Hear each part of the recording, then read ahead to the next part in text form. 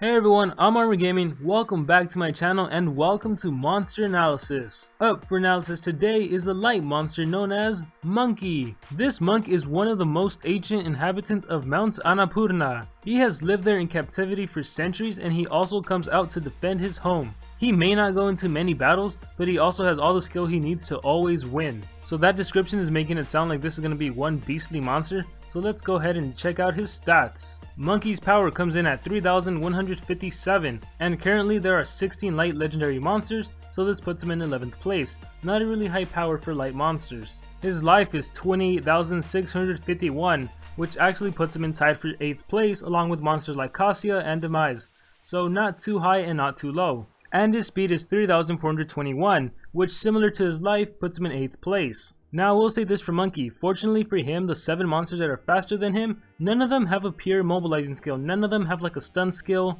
or a free skill, or a possession skill.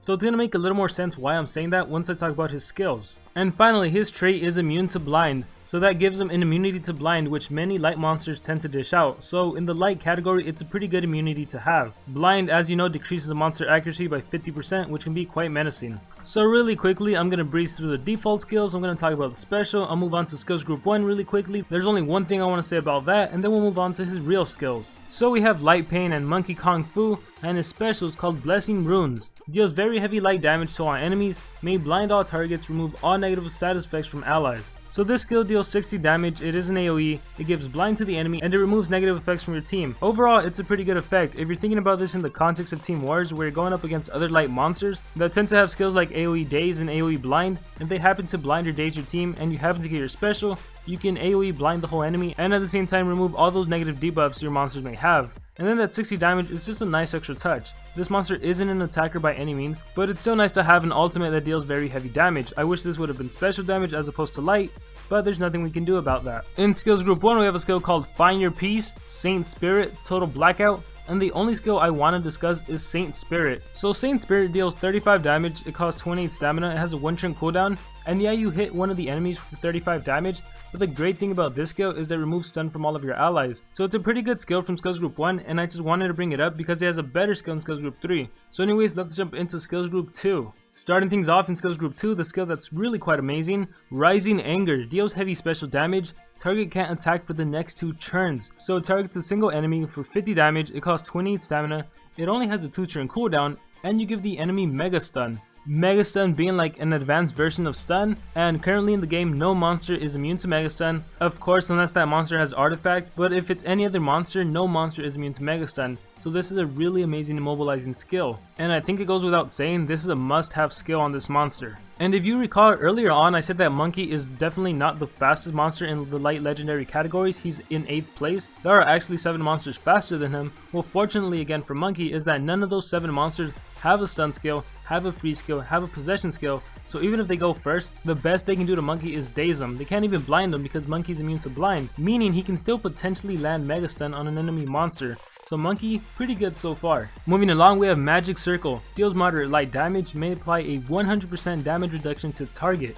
So this skill targets a single enemy, it deals 40 damage, costs 28 stamina, also it has a reasonable 2 turn cooldown, and it applies damage reduction, 100% damage reduction. So this skill you're going to use it against the enemy attacker, and whatever attack they do, whether it be a really strong attack that would have killed you, or whether it be a really strong AoE, it's going to deal no damage. Now if we're talking about Team Wars, Magic Circle can do you wonders. If the light monster is supposed to be like the main deny monster, and your attacker also has some sort of deny skill, you can start the game off by using Rising Anger on the enemy's deny monster, and then that monster is going to be immobilized for 2 turns, and then your attacker, if that monster has a deny skill, he can hopefully deny the enemy attacker, and then I'm assuming the third monster is like a common or an uncommon or a rare, and then when it goes back to your Monky, he's going to be able to use Rising Anger on the enemy attacker. And keep in mind, the enemy's deny monster is still going to be Mega Stun for 1 more turn. So because Monky has Rising Anger and Magic Circle, that could give you a huge advantage in Team Wars. Even if the third monster is a common, using Monky strategically can help you secure 3 coins. And even if you wanted to switch things up and use Monky kind of as a hybrid,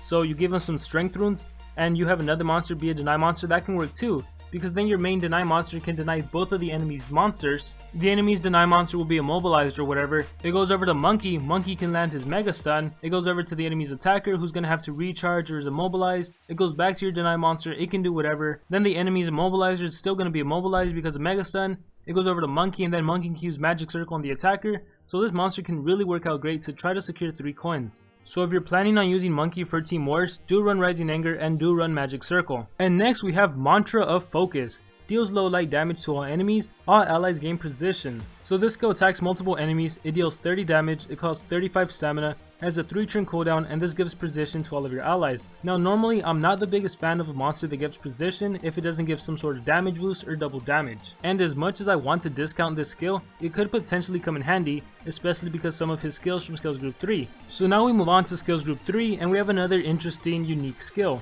Golden Monkey Punch deals moderate special damage, all allies become immune to stun. So this skill targets a single enemy, deals 40 damage, costs 28 stamina, has a 2 turn cooldown, and your whole team gets stun immunity for 3 turns. And there's no doubt that in the realm of Monster Legends, this is a really good skill. Giving your whole team stun immunity against an opponent that has an AoE stun skill, you're basically making their immobilizer monster useless, without even having to immobilize them. Now a slight problem with Golden Monkey Punch is that not many light monsters have stun skills. The only monsters that come to mind are Hasai, Queen Luthien, and General Ingvar, and they only have a single stun skill.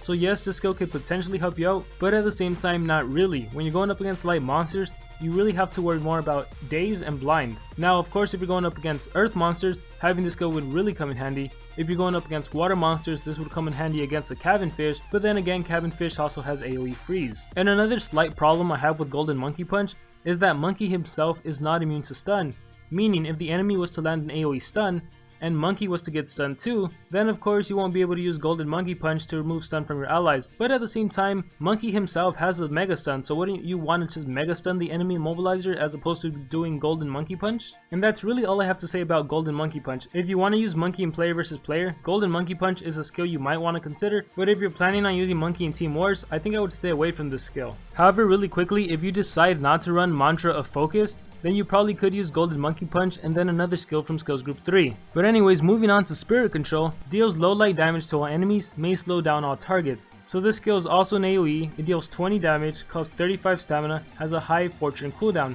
and this skill slows down the target if it lands. Now the good thing about Spirit Control is that this monster does have Mantra of Focus, which gives them increased precision.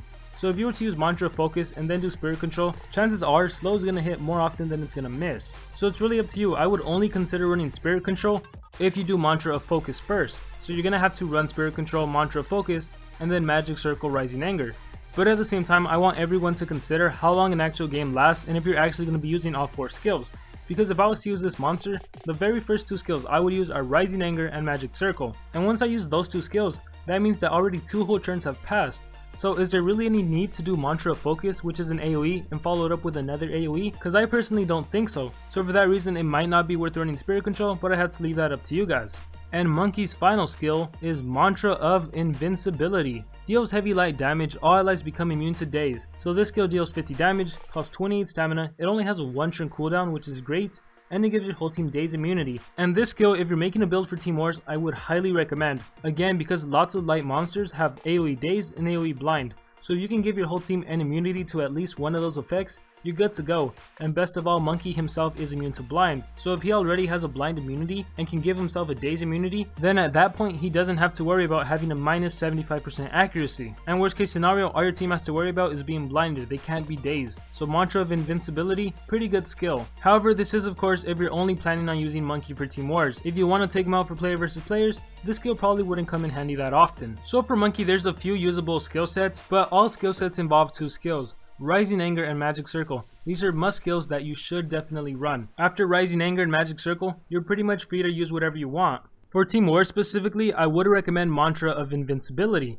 And one thing you notice is that Rising Anger has a 2 turn cooldown, Magic Circle has a 2 turn cooldown, and Mantra of Invincibility has a 1 turn cooldown.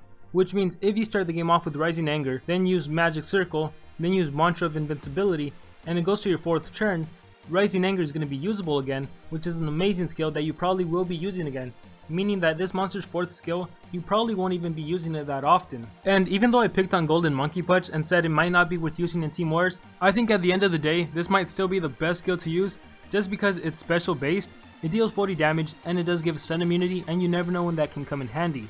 Spirit Control, that could be nice because slow might land, but it's also a low light damage skill. Mantra of Focus of course gives your whole team precision, which if you like precision, if you like giving your team precision, then go with Rising Anger, Magic Circle, Mantra of Focus, and Mantra of Invincibility. But again, I'm stressing, Rising Anger, Magic Circle, those are 2 must-have skills. Mantra of Invincibility would be the 3rd priority skill, and then when deciding the last skill, I think I would say Golden Monkey Punch is probably your best out of those 3, followed by Mantra of Focus, followed by Spirit Control.